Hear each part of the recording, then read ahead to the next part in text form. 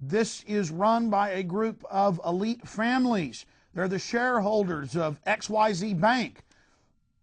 Well, people don't call my syndicated show anymore and disagree with that fact, because now in the news they admit, yes, there's a world government. Yes, there's a new world order. So let's look at the new world order and what it has in store for you and your family. And I assure you, my friends, it is nothing less than total enslavement. There is no left-wing or right-wing world government. It was founded and chartered by the military-industrial complex in San Francisco in 1945. It is nothing but a debaters club to basically steer and control the third world. The UN plays the good cop in military affairs, while the former Soviet Union and the United States play bad cop as the global government is expanded. Now you see the EU, the Pan-American Union, and the Asian Union that were formed decades ago merging their currency systems and their laws. And still, the average American, the average European, the average Asian has no idea that this system has already taken control of their lives. A lengthy 31-page report in the national newspaper of Australia, the Sydney Morning Herald, read, "Manifesto for World Dictatorship." And in the article, they called for a liberal world government controlled by the United Nations and announced that the bad cop is America running the fascistic world domination racket. But if you inspect the IMF, the World Bank, the finances and controls, the UN, the central banks of nations around the world, you look at the World Trade Organization, the World Health Organization, it's all funded, chaired, and run by a tiny cabal of high-level bureaucrats that serve the international banking elite that also owns the military-industrial complex. So again, they've spun the debate to what type of New World Order will you have? The UN and the World Council of Churches has been calling and writing the textbooks for a one-world religion, billing that as the only hope for world peace. We see CEOs, we see leaders from Mexico, the U.S., Canada, Chile, calling for getting rid of our borders, merging our social security systems and our police and military. Deals have already been signed in late 2002 for, quote, Mexican and Canadian troops to deal with American terrorists and for peacekeeping. My friends, peacekeeping is the disarmament and enslavement of the people.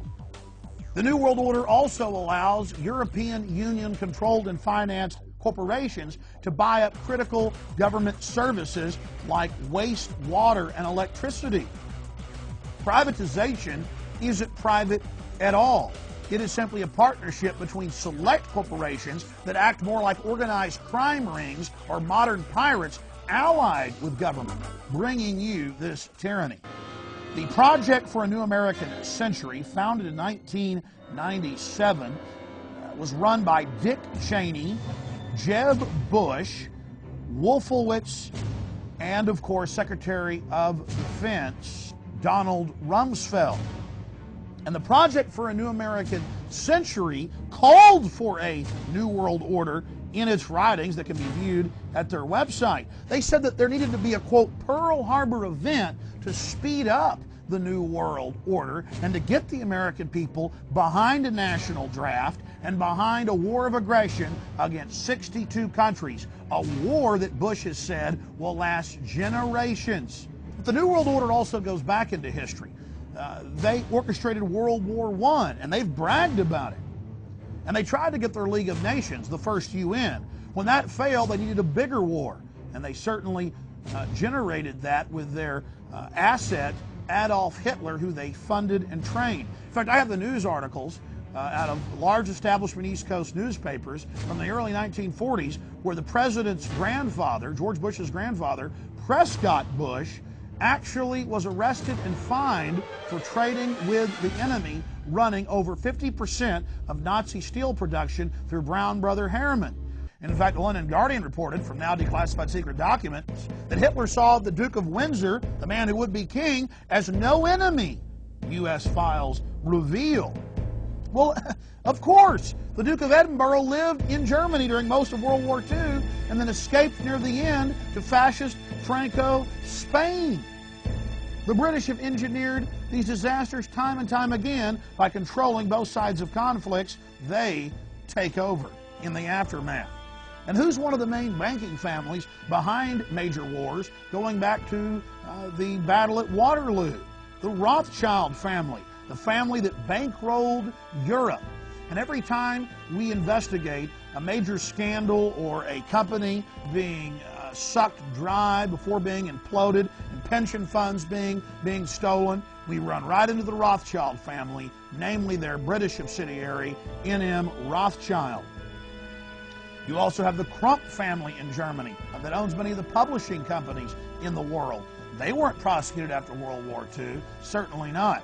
Their little creation Adolf Hitler and his minions were. The former chief economist of the World Bank, Mr. Stiglitz, reported that the World Bank and IMF planned to implode the world economy. You see, the globalists print the money. They gain their power out of creating bubbles, then bursting those bubbles, creating depressions and recessions, and getting control of assets, corporations, and private property. The globalists control the boom and bust system. IMF unveils details of a plan for international bankruptcy system. What a scam. They go into third world countries, their documents show, pay off the leadership to not pay their debts, and then to sign over the natural resources and the population themselves, as well as their public lands, as collateral on a debt that the IMF and World Bank printed up off their printing presses at absolutely no cost to them. Think about the erosion of America's sovereignty. We have Mexico going to the Hague court to intervene on behalf of Mexicans on death row in the U.S. And guess what the World Court did? They told the U.S. Supreme Court to freeze Mexican executions. And guess what? The Supreme Court did exactly that. Ruth Bader Ginsburg said, "Oh, we definitely agree that you are the authority."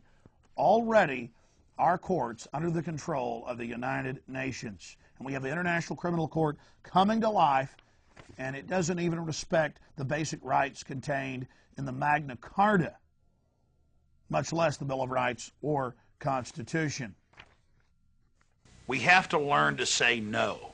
If you want to put a stop to this, we have to educate the police, and one of the most important elements is getting control of our local governments, getting people elected, whether they're a Republican or a Democrat, who will simply say, no, we're not going to have black tanks driving around and helicopters looking through walls and police checkpoints with the military.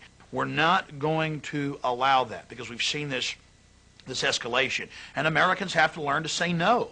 They have to put their foot down and say, I have rights, and I'm going to stand on those constitutional rights. So the bottom line is, you're the Paul Reveres out there. If you don't get involved, if you don't get on the front lines, if you don't ring the alarm bells, then you're going to get what you deserve. You're going to get tyranny. So to everybody out there, it's not enough to just watch this show and get educated. You need to get involved yourself, and that starts with getting educated on your rights, educated on history, and then getting motivated, getting involved locally, at the state level, and at the federal level, and put your foot down.